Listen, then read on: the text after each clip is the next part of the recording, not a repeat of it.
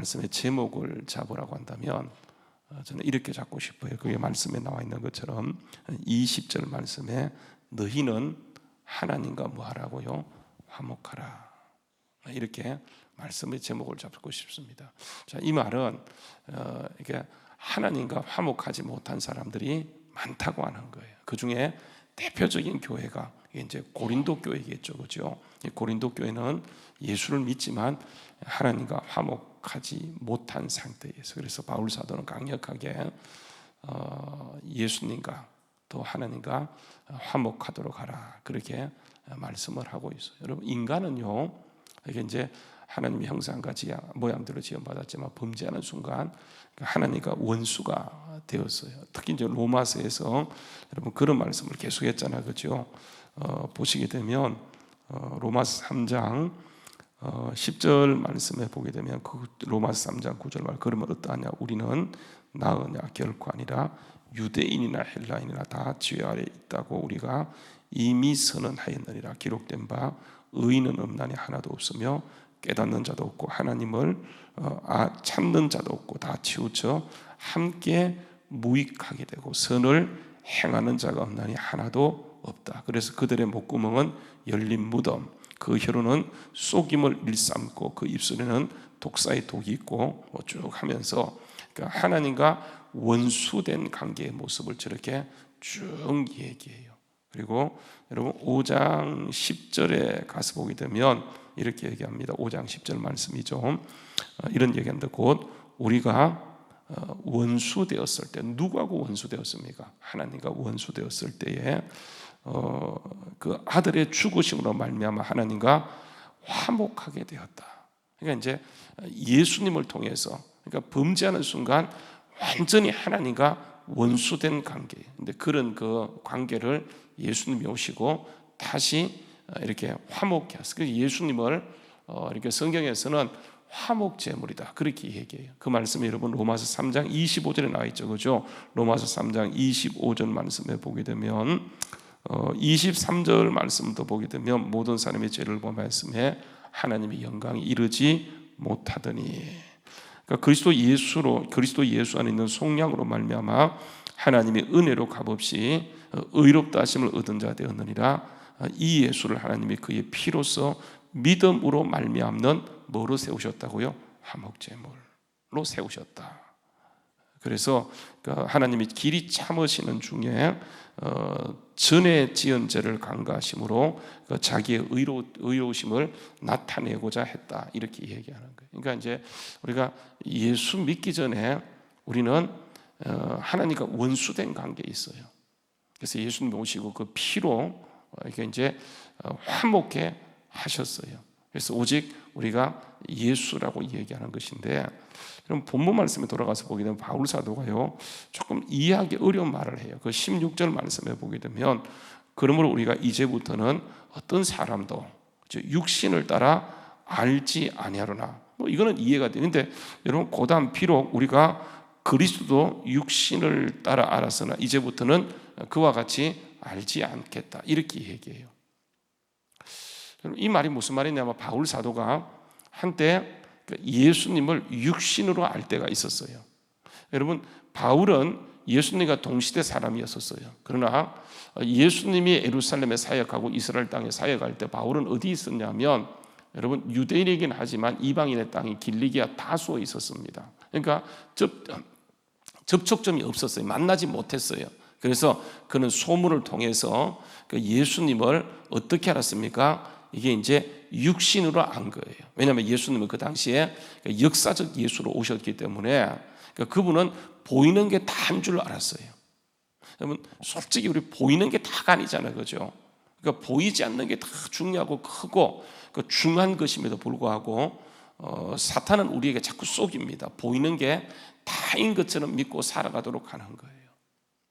그래서 바울도 사울이었을 때 예수님을 육신으로 알게 되다 보니까 예수님은 나사렛 예수 이단의 괴수라고 믿고요. 그 도를 따르는 사람을 예루살렘에 다니면서 다 죽이고요. 스데반이 죽을 때 핵심적인 인물, 주동 인물이 되어서 가편 투표를 하고 그의 죽음이 마땅하다고 생각하면서 죽음으로 내몰았고, 또 예루살렘에 있는 교회들을 완전히 잔멸했던 그 사람이 이게 이제 사울이었었어요. 이렇게 했던 그 이유가 뭐냐면 예수님을 어떻게 알았습니까? 육신으로 알았어요. 그런데 그가 회심하고 나서는 그러니까 육신으로 알지 않고 부활하신 주님으로 믿고 받아들인 거예요. 여러분 보세요. 이게 이제 여기에서 육신으로 알지 않는다 이 말을요, 다시 한번 다른 말로 얘기하게 되면 한번 보십시오. 그 16절 말씀 다시요. 비록 우리가 그 그리스도 육신을 따라 알았다. 회심 전에. 근데 이제는 그와 같이, 이제부터는 그와 같이 알지 아니한다. 이 말은 뭐냐면 이게 그 육신을 따라 알았다. 육신을 따라 알았다. 이 말의 반대말은요, 그러니까 믿음으로 받아들였다는 말이에요. 그러니까 우리가 모든 것을 보이는 것, 특히 이제 말씀도 보게 되면 이 말씀도 우리가 이게 이제 육신적 관점에서 보게 되면, 내가 알고 있는 지식의 관점에서 보게 되면 말씀도요, 그러니까 우리가 받아들일 수 없는 게 굉장히 많아요.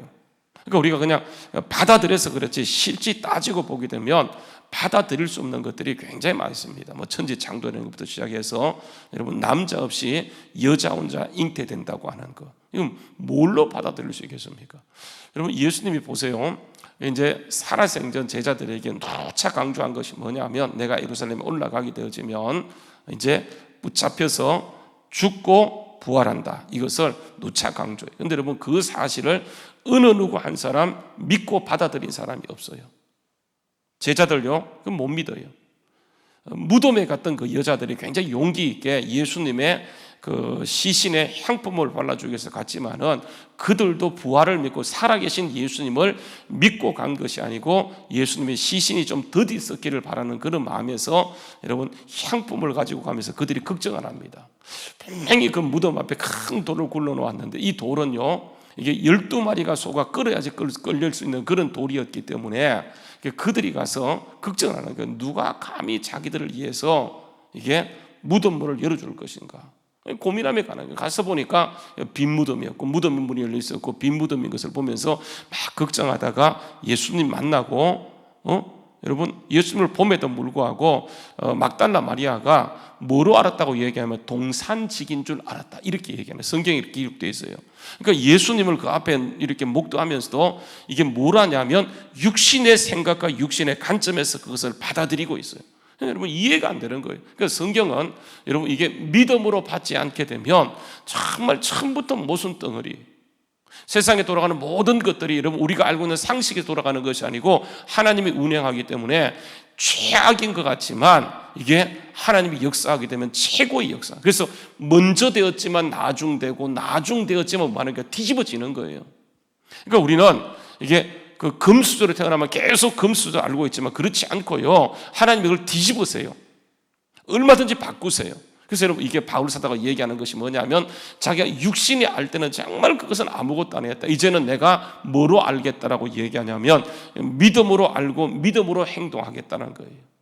여러분 제가 이제 어제 그저께 묵상했던 말씀인데, 여러분 제가 보면서 깜짝 놀랐었어요. 한번 보세요. 누가복음요, 그러니까 육신으로 알 때 어떤 역사가 나타나냐, 누가복음 1장에 보게 되면 여러분 때가 차면 이제 예수님이 오시게 되어지는데, 그러니까 예수님이 오시기 전에 여러분 모든 성경의 사복음서에 강조하는 것이 뭐냐면 이것입니다. 예수님이 오시기 전에 엘리야가 먼저 온다는 것을 얘기하게 되어져. 엘리야. 마가복음도 얘기하고 누가복음도 얘기하고 마태복음도 얘기하면서 그 엘리야의 심정을 가지고 와서 엘리야의 그 사역을 했던 사람이 누구냐, 이게 세례 요한이에요. 그래서 여러분 항상 보게 되면 복음서에서는 예수님의 사역을 얘기하기 전에 누굴 먼저 얘기하냐면 이게 이제 그 세례 요한을 얘기합니다. 마찬가지예요. 여러분 누가복음도 보게 되면 이제 1절부터 4절까지는요 그 인사 말씀을 했고, 바로 누구로 들어가냐면 1장 5절, 누가복음 1장 5절에 보게 되면 세례 요한의 잉태 과정을 얘기합니다. 그 과정에서 여러분 아시는 것처럼 세례 요한의 아버지는 사가랴이고 그의 어머니는 엘리사벳이에요. 근데 여러분 1장 5절에 보게 되면 이렇게 사가랴 엘리사벳이 있었고, 6절에 보게 되면 이 두 사람이 굉장히 신실했다, 굉장히 믿음이 좋았다는 것을 얘기하게 되어져요. 그래서 이 두 사람이 하나님 앞에 의인이고 주의 모든 계명과 규례들을 어떻게 행하는 겁니까? 흠이 없이 행해요. 그리고 7절 말씀해 보게 되면 엘리사벳이 이렇게 집안도 좋고 정말 믿음도 좋고 말씀을 다 지키는 사람이었는데 문제가 뭐냐면 자식이 없었다. 그래서 두 사람은 나이가 많아 늙었다 이렇게 얘기하는. 그런데 여러분 이 두 사람이 제사장이고 제사장의 가문이다 보니까 자식이 없는 것이 수치라서 이들은 자식을 달라고 성경 문맥을 보게 되면 굉장히 많이 기도해요. 그래서 열심히 기도하다가 여러분 아시는 거 보게 되면 8절 말씀에 이제 사가랴 차례가 되어서 분향하기 위해서 성전에 들어갔을 그때에 누가 찾아오냐면 여러분 천사가 찾아오는, 이 천사가 가버리예요. 가버리를 떡 나타납니다. 그래서 여러분 10절 말씀에 보세요. 모든 백성은 그 분향 시간에 밖에서 기도하고 사가랴는 이제 그 안에 들어가서 이렇게 모든 것을 하게 되는데 그 분향하는 그 분향단 우편에 향단 우편에 주의 사자 천사가 딱 서게 되어져요. 그러니까 사가랴 보고 굉장히 놀랄 거예요. 여러분 지금 기도하는데 갑자기요. 제가 이제 혼자 잘 기도하거든요. 근데 여러분 기도할 때 갑자기 내 앞에 천사가 딱 서 있다. 기분이 좋을 것 같아요. 여러분 무서울 것 같아요. 하도 말 같잖아요. 대답도 안 하시네. 마스크 쓰고 뭐 대답 한번 해보세요. 여러분 딱 내가 혼자 기도하는데 열심히 기도해. 네, 기도하는데 거기에요. 갑자기 천사가 팍 나타난다. 그러면 여러분 좋겠어요? 어떻겠어요? 굉장히 놀랄 것 같아. 엄청 놀라죠, 그죠? 마찬가지 이런 거 보게 되면 사가랴 보고 놀라워서 뭐까지 했냐면 무서워까지 했어요. 무서워까지. 왜냐하면 전에 없던 일이니까 갑자기 팍 천사가 나타나니까 좋기도 하지만 엄청 두려운 거예요. 근데 여러분 보세요. 13절에 보게 되면 천사가 그에게 이르되 사가랴여 무서워하지 말라. 너의 간구함이 하나님께 상달되었다. 너의 간구함을 들린지라. 그래서 응답하는데 내 아내 엘리사벳이 내게 아들을 낳아주리니 그 이름을 요한이라라. 너도 기뻐하고 즐거워할 것이요 많은 사람도 그의 태어남으로 기뻐하리니 이는 그가 주 앞에서 큰 자가 되고 포도주나 독주를 마시지 아니하며 모태로부터 뭐 한다고요? 성령 충만함을 받아서 이스라엘 자손 곧 그들의 하나님께로 많이 돌이키겠습니다. 또 그가 엘리야의 심장과 능력으로 10년간 능력으로 주 앞에 먼저 와서 아버지 마음을 자식에게 거스리는 자를 의인의 설교로 돌아오게 하여 주를 위하여 세운 백성을 준비하게 될 것이다. 이렇게 얘기하게 되어져요. 그러니까 여러분 결론적으로 보게 되면 하나님은 왜 이들에게 자식을 주지 않았냐면 이 탁월한 정말 모태로부터 강력한 자를 주기 위해서 하나님이 막으셨어요. 결론적으로 보기도 하나님 이렇게 하신 거예요. 여러분 언제나 보세요. 시대를 여는 사람을 이끌어갈 때 여러분 항상 보세요. 하나님 막으심이 먼저는. 그러니까 사무엘을 위해서 여러분 뭐냐면 한나의 때를 하나님이 작정하고 만든 거예요. 그리고 기도하게 만들고 하나님이 그에게 이런 자식을 주는 거예요. 이들이 문제가 있는 것이 아니에요. 정말 집안 좋아요. 5절로 가서 보게 되면 집안 좋고 믿음도 너무너무 좋은데 문제는 뭐냐면 자식이 없을 그때 이게 영적으로 바라보지 못했던 이들은 너무 답답한 거예요. 왜냐하면 다 있어야 되는데 문제가 없는데 자식이 없으니까. 그러니까 육신으로 하는 거예요. 육신으로. 근데 하나님이 하시는 것은 뭐냐면 하나님의 계획을 위해서 앞에 막은 거예요. 살짝 만진 거예요. 그리고 기도하게 만들고 하나님이 열어 가시는 거예요. 드디어 하나님의 뜻을 천사를 보내서 그가 기도하는 시간에 그가 딱 선택되어서 분향하는 시간에 천사가 가서 그것도 구체적으로 얘기해요. 막연하게 얘기해요. 엘리야 심정 하면서 쭉 얘기해요. 근데 보세요. 18절 1장 18절 말씀에 보게 되면 사가랴가 천사가 이럴 때 내가 이것을 어떻게 알겠습니까? 문제는 뭐냐면 육신으로 생각하는 거예요. 나는 늙었다. 내 안에는 나이 많다. 그래서 어떻게 그런 좋은 소식이 있겠느냐. 그래서 보세요. 19절에 보면 천사가 대답하여 나는 하나님 앞에 서 있는 가버리리라. 이 좋은 소식을 전하여 내게 말하라고 보내심을 받았는데 네가 이 일을 육신으로 받고 믿지 못하니까 어떻게 한다고요? 너 입이 닫힐 거야. 닫아버리는 거예요. 그러니까 하나님의 계획은 반드시 이루어지는데 여러분 이 이루어지는 가운데 육신으로 알게 되면 그러니까 항상 문제가 뭐냐면 하나님의 계획은 우리가 믿든 안 믿든 우리와 상관없이 반드시 이루어지는 것인데 그 사람에게 뭘 요구하면 믿음을 요구해요. 그래서 기도하게 만들었어요. 열심히 기도해놓고 하나님이 딱 성취되는 곳에 우리가 뭘 하냐면 내가 막아버려요. 왜? 믿음으로 받지 않고 뭐로 받습니까? 육신으로 받아요. 그래서 말합니다. 이거는 하나님의 계획이기 때문에 이루어지겠지만 너는 이 아이가 태어나기까지 내가 닫아버릴 거야. 그래서 여러분 말 못하는 자가 되는 거예요. 그리고 보세요.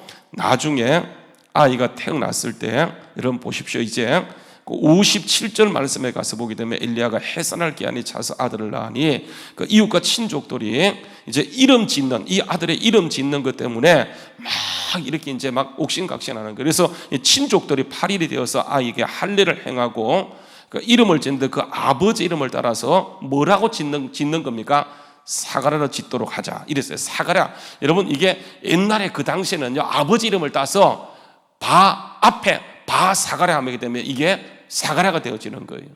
바요나 시모나 이렇게 했던 것처럼 바돌롬에 이게 뭐냐면 돌로모의 아들 이렇게 되는 거예요. 그래서 그 이름을 사가랴라고 지었더니 그 아버지가 대답하여 이르되 요한이라 할 것이라. 그래서 하는 말이 그들의 친족 가운데 야 요한이 없다. 그래서 그 아버지가 아버지께 몸짓하여 무엇으로 지을까 물으니 그가 스판을 달라여 그 이름을 요한이라 쓰매 보세요. 놀랍게 여기고 64절에 그때 뭐가 풀리는 거예요? 입이 풀어지게 돼요.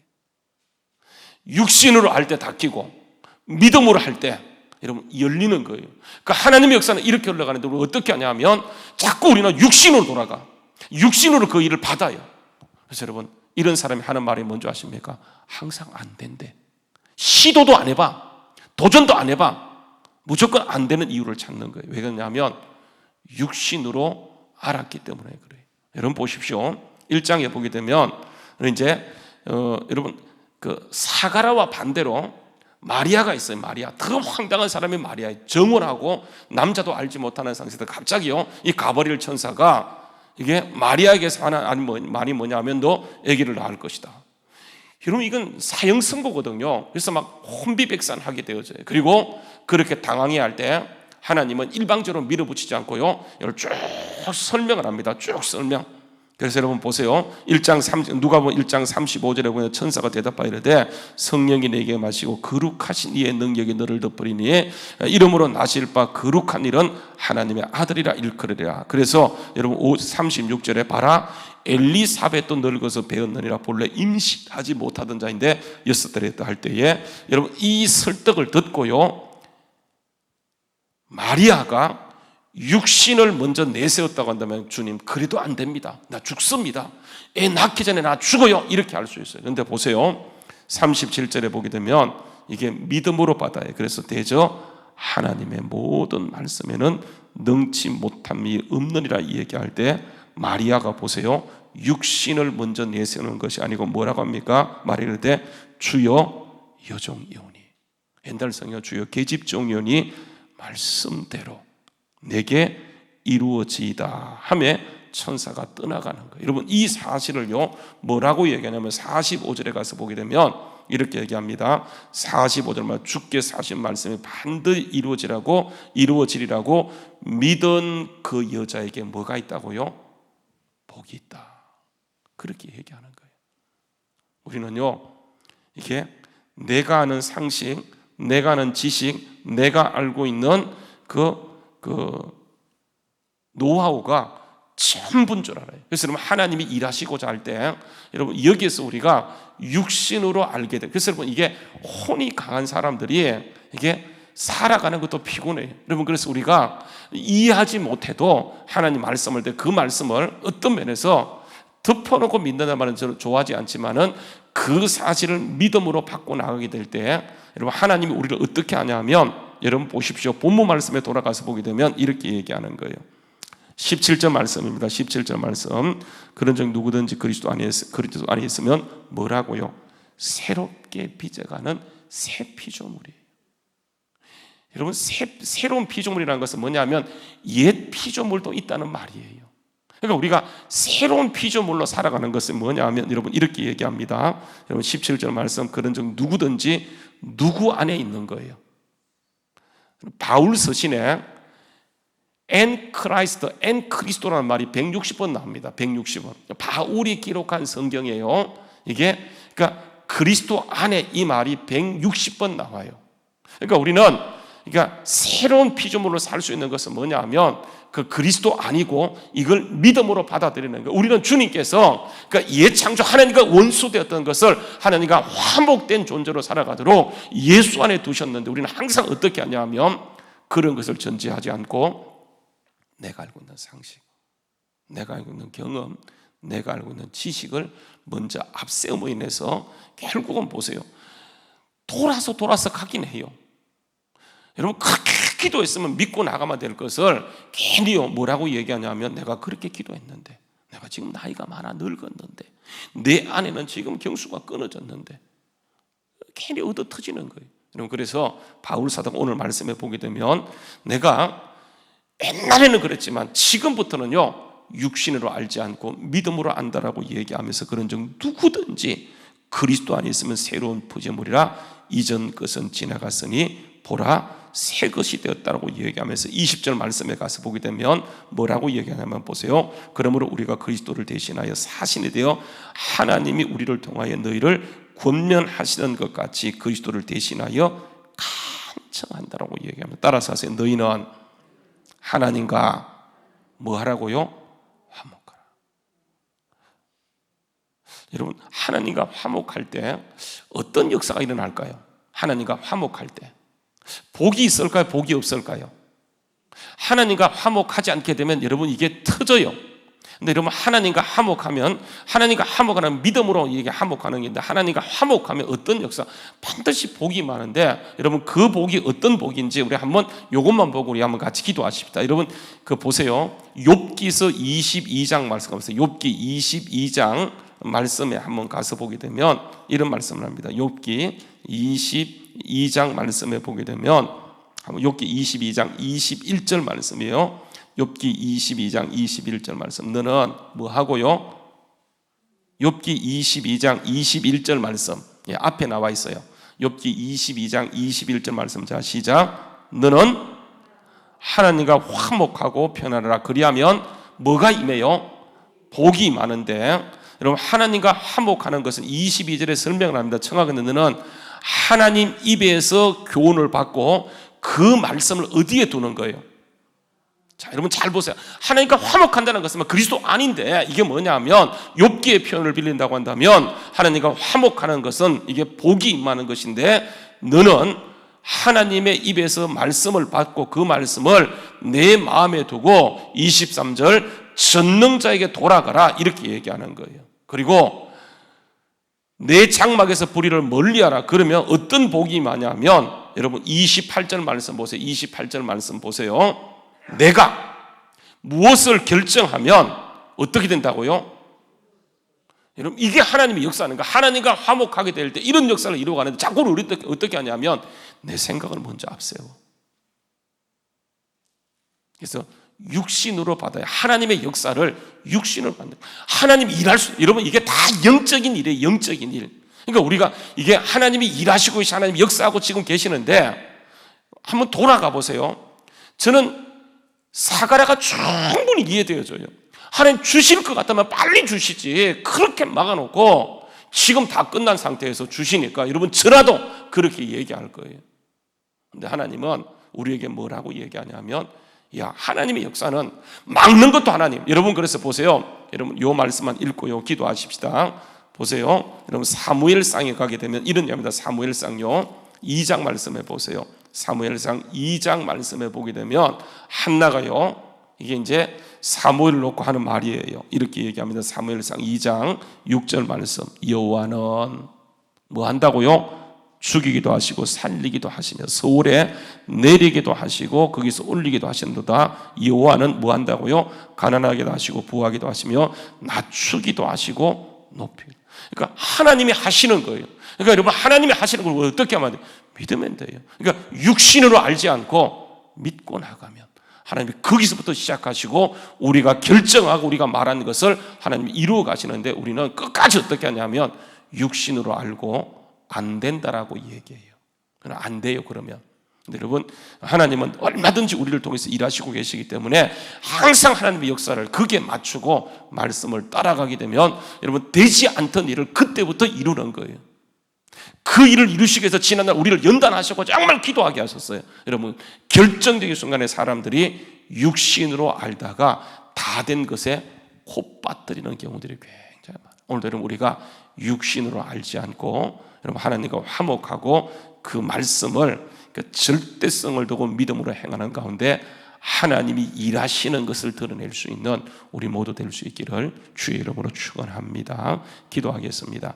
참 좋으신 아버지 하나님, 우리의 주님, 우리를 사랑하시고 정말 택하시고 주님의 자녀 삼아주시며 하나님의 그 놀라운 뜻을 우리를 통해 이루기 원하셔서 그리스도 안에 두시고 새로운 피조물로 빚어주시며 새로운 피조물의 역사를 이루시기 원하셔서 기도하도록 우리를 약간 막았었는데 하나님 그것을 육신으로 알고 결국 믿음으로 반응하지 못해서 하나님이 결정적인 순간에 하나님의 역사를 지연하는 모습이 우리의 모습이 아닌지 끝까지 정말 주님께 두고 주님이 일하시고자 할 때에 믿음으로 반응하여 하나님의 크신 역사를 드러낼 수 있는 우리 모두 되게 하여 주시옵소서. 주님, 우리 연약함을 인정합니다. 믿음 없음을 인정합니다. 주님 오셔서 다시 한번 성령의 충만함을 다하시고 날마다 깨어있어 주님의 말씀 앞에 믿음으로 온전히 달려갈 수 있는 우리 모두 되게 하여 주시옵소서. 예수님의 이름 받들어서 기도하옵나이다. 아멘.